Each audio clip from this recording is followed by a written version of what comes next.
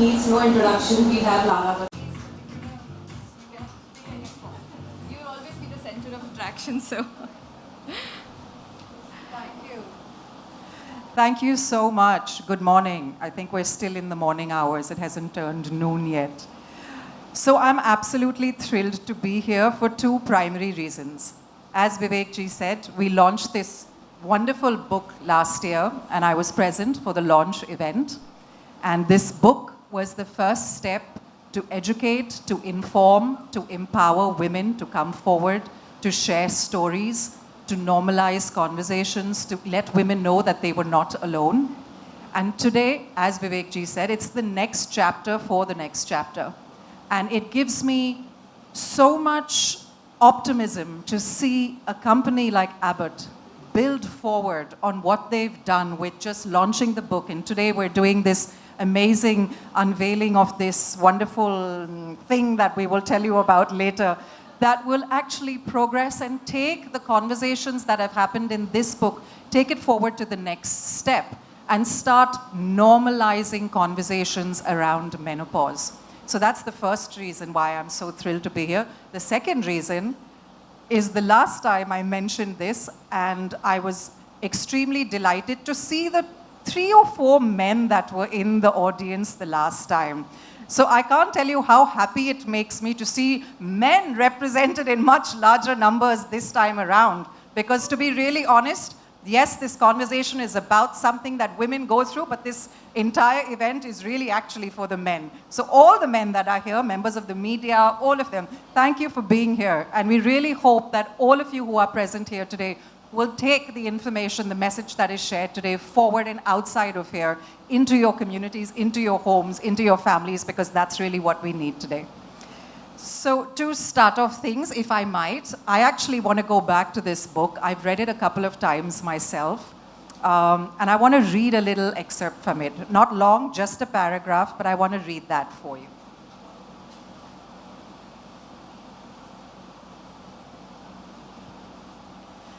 So this is a piece written by Alexandrina, who's 51 years old, from Rio de Janeiro in Brazil.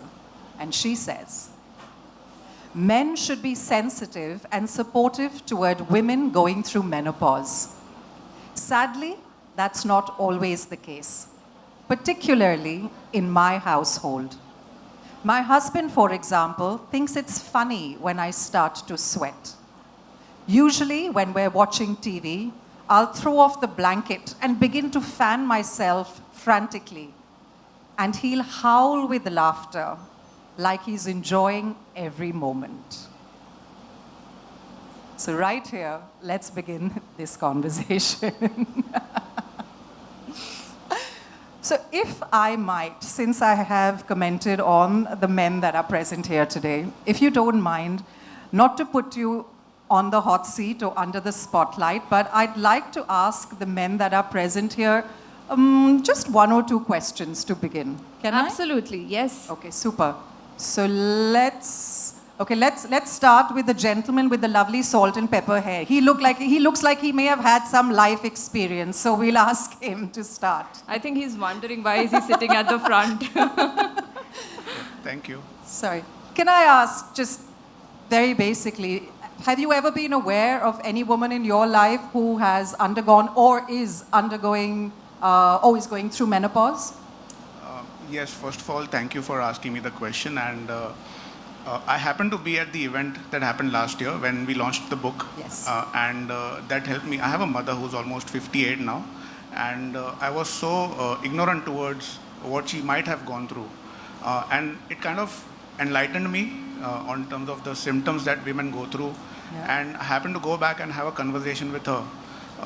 So that was a very sensitive moment. It was enlightening. At the same time, it helps you bond because you are more aware of things that women go through, and it equips you to kind of deal with that kind of an experience. Yeah. So I think it's a wonderful initiative, and I'm glad that we are spreading awareness about this. That's amazing. Can I ask, just to build on that, as a son, is it a difficult conversation to start with your mother? Did you find that it was something that she didn't want to discuss or come out with? Or was it something that she was actually waiting for you to possibly approach her and ask? Honestly, I could sense a bit of apprehension because, like we have been discussing, and it was mentioned even during the book launch last time, that a lot of women are apprehensive to come out and discuss the symptoms or the excerpt that you read in the book. That was a bit of a humorous take on it, but let's be honest, it's not funny, the kind of things that they go through, and the kind of initiative helps people raise awareness and makes them sensitive towards this matter. So the husband was actually howling. Had he been aware, he would have been more considerate and caring towards that. So yeah, I think it's a great initiative. Yeah, but I just want to tell men present over here that it's not uncommon that women don't talk about this to their families. And in fact, I think there was a study done by ABBOTT and Ipsos itself that said that 66% of women across the world don't want to talk to their family members about them going through menopause because they don't want to worry them. They don't want the family members to worry about their health concerns. So I think for the longest time, unfortunately, as women, it's been ingrained into us to constantly put our families first so that, we don't cause them any concern about how we're suffering or what our health concerns might be, that kind of shuts us down. But thank you so much for sharing. Thank you. Thank you very much. Okay, to pick somebody else. Everybody is sweating under their collars a little bit. Ki mujhse mat pucho, mujhse mat pucho. Let me ask the gentleman who's laughing now about it. Chalo, your turn. All right, yeah. Has any woman, family member, partner, colleague ever spoken to you about symptoms that they may have been experiencing during menopause? Lara, I, like most men, was blissfully unaware of the fact that menopause could have such significant impact on a woman's life or in a woman's life, right? Until my aunt, she's my mom's younger sister, she walked up to me, and this is after she watched Bombay Begums, okay? And then she said, you know what, I've been sweating all the time. The fan's on, I switch on the AC, and I'm sweating. And everybody in the family is confused as to why am I sweating. They're saying, open the windows, get out into the open, etc., etc. So I then went ahead and read up a little more about what this condition is all about and realized that it's just not a natural occurrence, but it's much beyond, and there are a significant percentage of women who actually experience severe symptoms, and that could just be beyond sweats, and there's plenty more, including depression and so on and so forth. So I went ahead and not just spent time with her, explaining her about what could be the potential consequences, but also my uncle is pretty much like the gentleman in that story of Alexandria, right? So this man is fairly, let's say, not very sensitive, and therefore I had to sit him down and also kind of walk him through what could be the potential consequences for the family, and ultimately I could put both of them together and make sure that they actually saw a doctor. So pretty fascinating. I think Bombay Begums is a great example because the protagonists, the female protagonists in that series have very openly spoken about menopause and the potential impact that it could have in women's lives. So, yeah. Yeah, isn't it amazing that today, at least in mainstream media, through our entertainment, we've got an amazing array of actresses now that are over the age of 30, 35, who are still, headlining amazing content. And I think for me, that's one of the main reasons for my presence here today. I mean, I'm 45 years old, and I don't want to be approaching this chapter of my life with fear. I don't want to be approaching it in ignorance. So I think the idea for me, apart from the fact that I come from a family of very strong women and largely women, so, the experience is already there. But I think for me, it's about not just empowering myself, but as an artist, as an actor, to be able to empower other women. And I think that that's the need of the hour, even within the entertainment industry. But I just want people to know that most often, we're talking about hot flashes, we're talking about things like this with menopause, but there are over 40 symptoms that women can face when they're undergoing menopause. And I'm sure we have a wonderful panel of doctors over here, very esteemed, very senior doctors, who will talk about that more in detail. But it's important to understand that we can't just limit it to 1 or 2 or 3 symptoms and say, okay, I understand that, but I choose not to understand the rest of it. And yeah, I think on that note, maybe we'll open up this entire conversation. Absolutely, and thank you for setting the context so well, and thank you to the two gentlemen here in the audience today for sharing their personal experiences. And what a way to kickstart the panel discussion. We will begin with the panel discussion now, and for that, please join me in welcoming our key experts, as Lara mentioned. Our first panelist for today is Dr. Nauzer Shehryar. He's consultant obstetrician and gynecologist at the PD Hinduja Breach Candy and Holy Family Hospital and former Secretary General of the Federation of Obstetric and Gynecological Societies of India, FOGSI. He has also co-authored a book on perimenopause called Finding Your Balance. Dr. Nauzer, lovely having you here today. Thank you. Our next expert on the panel is Dr. Suchitra Pandit. She's consultant obstetrician and gynecologist at the Surya Group of Hospitals in Mumbai. She's also been a former president of FOGSI. Dr. Suchitra, thank you for joining us. And our last panelist for today is Dr. Rohita Shetty, Head of Medical Affairs at ABBOTT in India. Thank you, Dr. Rohita. Now, interestingly, if most of you remember, last year we were also joined by Shaili Chopra. She's the founder of She the People. She's also an author and an entrepreneur who moderated our last year's panel discussion, and we have her here today as well. Thank you, Shaili. Thank you for joining us again today. Thanks for having me back. Good afternoon. Okay, we're past noon. Could we hear whether you guys are in the house? Oh, no way. I can still see more flashes than sounds. Let's give this another shot. Are you here with us? We're having a very important conversation. We need you invested in this. Well, fabulous to be back and discussing really the most relevant topic of our times, and I feel that we need to do this more often. So maybe, Gayatri, we should make this a monthly conversation. It's so much needed. But I was just thinking, it's possibly useful, even though we talk a lot about menopause, is to just define it once for the interest of those who are still figuring out what is menopause beyond hot flashes. So scientifically, it's when women stop having their periods and even more set of hormones take over their lives, leading to many psychological and physiological changes. It's an interesting period for sure. So let's get into this conversation and see where are we on things and how much of this conversation are we really starting out with? Are we starting enough conversations? So maybe I will start with you, Lara, since you've given me a cue from your last few questions for the men. But I'm going to put the question to you. The last time we were chatting, we talked about your mom, your sister, and how this was a conversation. But your household is slightly different, right? Girls just take over. Where are you on those conversations, and how do you encourage others to literally embrace that conversation by happening?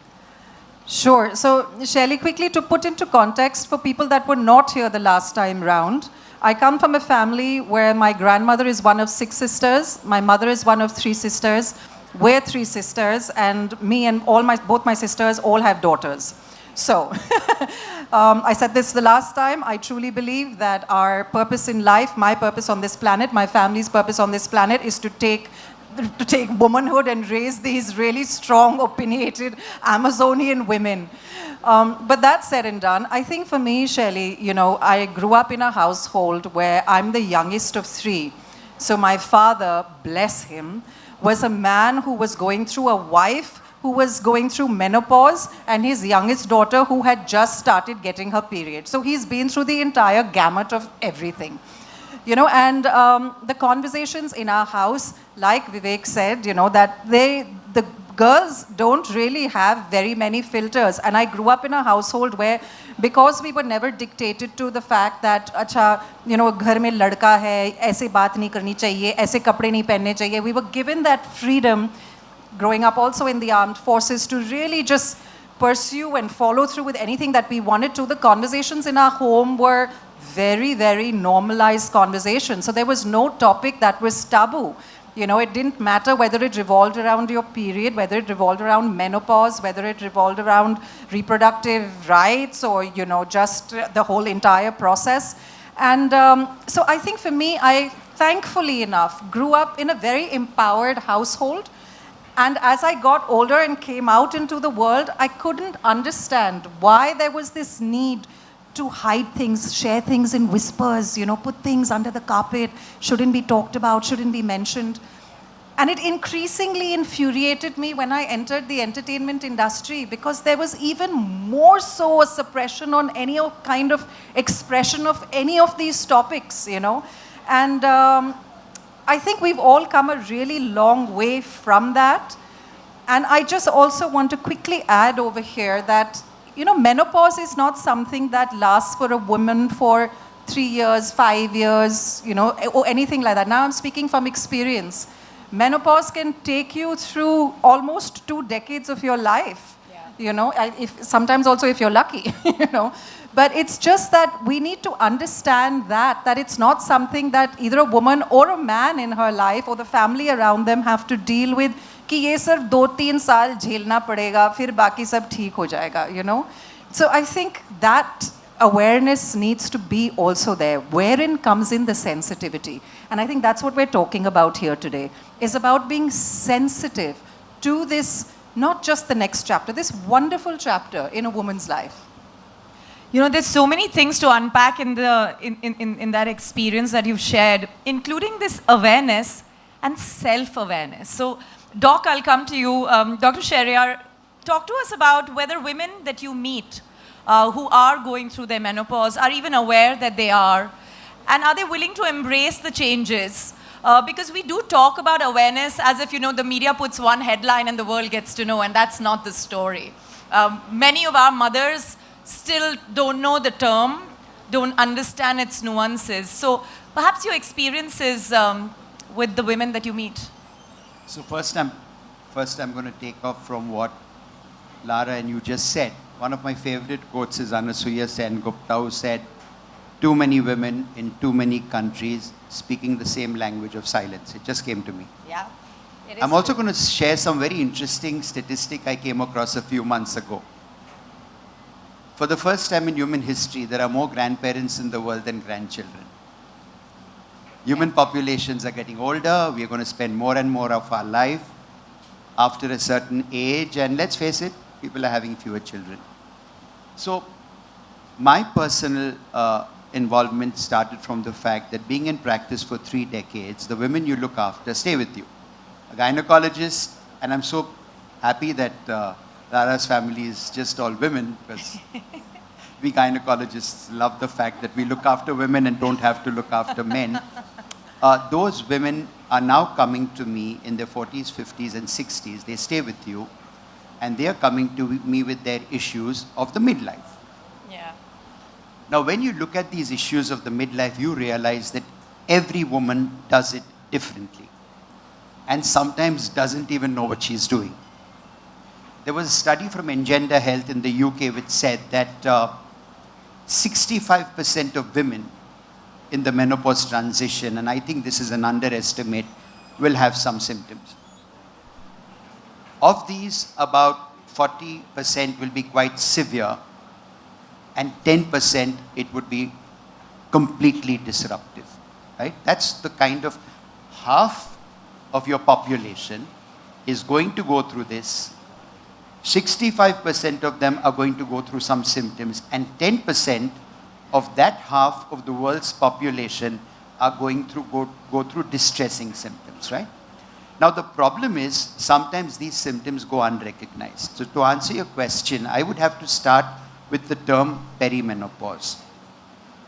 Menopause event, last period, momentary, 12 months no periods, you're menopausal. But this starts at least 6 years before, and that's the confusion. A woman comes to me and says, I have menstrual disturbances, but I know what's happening. I'm getting my hot flushes, but I still menstruate. I'm getting all these mood issues, but I'm menstruating. And finally, of course, you know, menopause, if there's one term I use for menopause, it's dryness. Dryness, dryness, dryness. I'm menstruating. So that's the perimenopause. Now, when a woman comes to a doctor, there is another angle to it. I remember Oprah Winfrey once saying that I went to 5 specialist doctors and none of them told me I was menopausing. Oprah Winfrey, the best doctors in the US. Doctors see things from their perspective. You go to them with flushes and palpitations, they'll check out your heart. The dermatologist will do the skin, the psychiatrist will say you're depressed. Excuse me, again, we have a house in Lonavala. My contractor comes to me a few months ago and says, my wife had a cardiac episode. And we've done all the investigations and I don't know what we're going to do. And I said, okay, how old is she? 47.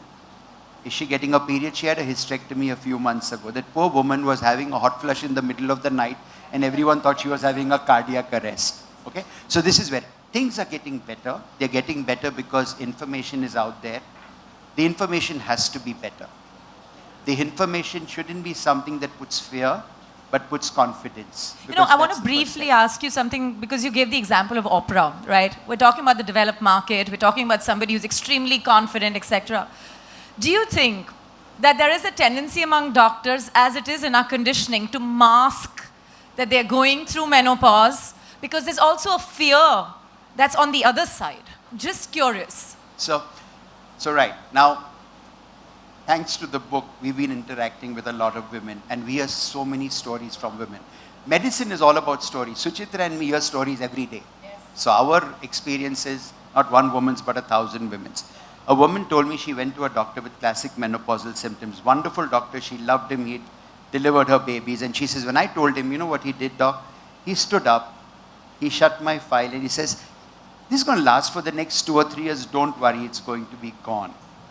When you take care of this woman, and this is something Suchitra and me were just conversing, you need to give time, you need to listen, you need to counsel, and unfortunately our model of medicine has always been very reactive.